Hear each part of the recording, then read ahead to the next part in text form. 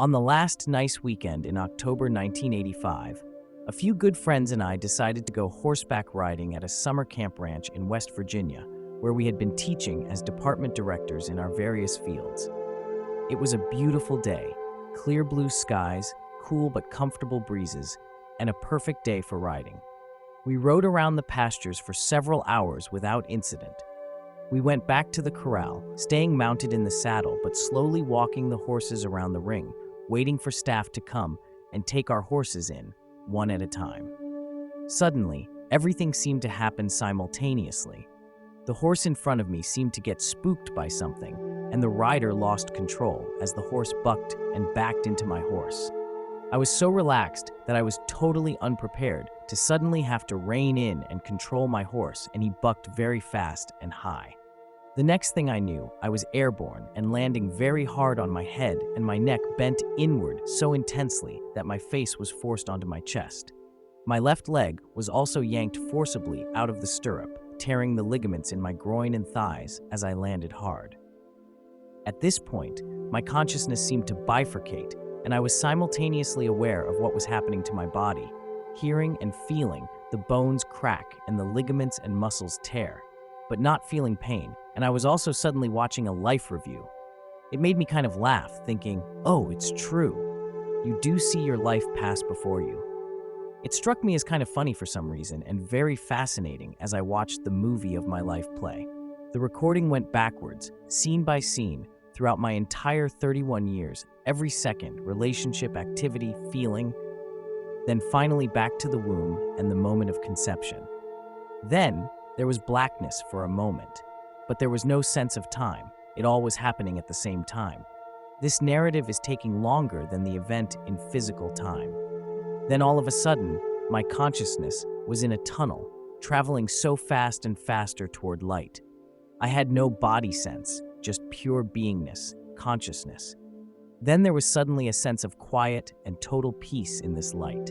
I became aware of another consciousness near me, and then another. No bodies. So it seemed as though these were my guardian angels, or maybe my higher self and an angel. We had a discussion. There were no words. It was all like instantaneous understanding. I was given a choice to come back to the body or stay. I wanted to come back because I felt that I had things that I had to do in this lifetime. It seemed that I was also given a choice of paraplegic, quadriplegic, or just to be in constant pain for the remainder of my life in this incarnation. I chose the latter, but when I came back to consciousness of my physical body, there was a brief moment when I had to again make the conscious decision to reconnect with my physical body so that I could move my limbs. At that point, I reconnected with my body and opened my eyes to see my friends and staff all gathered around me, yelling and trying to figure out who to call and what to do. I insisted that I did not want to go to the hospital for many reasons, including fear of doctors and hospitals from my first near death at 7 when my appendix burst. That didn't scare me, but the doctors did. I also had no insurance, and I did not want to sue the ranch, which belonged to my employer, where I loved working. I was carefully taken home by my friends, and I laid in bed for over a week healing, only getting up with difficulty for bathroom breaks and food. I did have to get chiropractic care a few months later when my arms stopped working normally.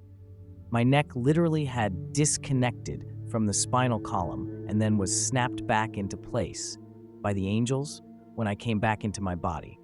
It was a disarticulation which badly damaged the cervical vertebrae and twisted the thorax around, off-center. A few years later, a truck hit my vehicle and smashed the lumbar vertebrae, but that was not an out-of-body experience or NDE. I think the only reason I did not die when I fractured my neck was because I had been doing yoga and meditating for about 8 years at that point, so I was both strong and flexible. And of course, because of Jod.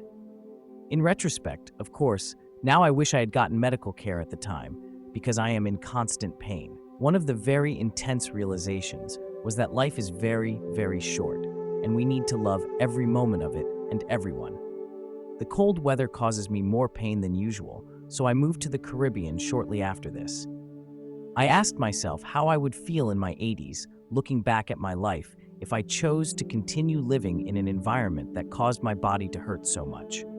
I also felt that I had so much more to offer and do than I could do where I was. I had been working as an artist and teaching both art and in my synagogue, which I loved doing, but the art field was changing, becoming digital, which it is totally virtual now, and I just felt it was time to make a move.